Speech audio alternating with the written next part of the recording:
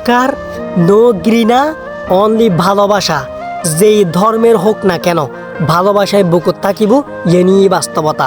কোনো ধর্মরে ঘৃণা নকরিবে, কোনো ধর্মরে আগাদির হতা নকইবে।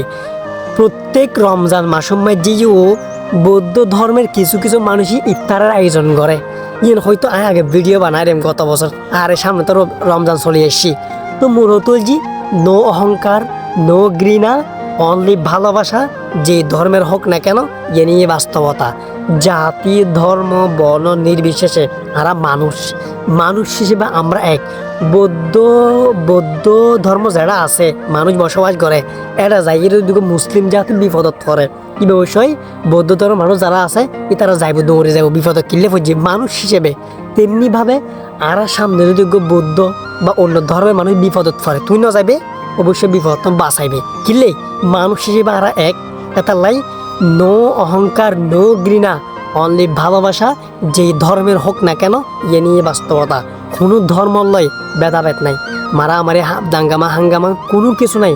নো অহংকার, নো ঘৃণা, অনলি ভালোবাসা। মানুষ হিসেবে এ নিয়ে বাস্তবতা। আগে মানুষ পড়িব, আগে মানুষের মতো মানুষ জীবে ইবে কোনোদিন অন্য ধর্মরে ঘৃণার চোখে নচাইব, অহংকার করে হতানো হইব। এ নিয়ে বাস্তবতা। তোমার ধর্মলয় তুমি থাকিবে, তারা ধর্মলয় তারা থাকক, এ নিয়ে বাস্তবতা।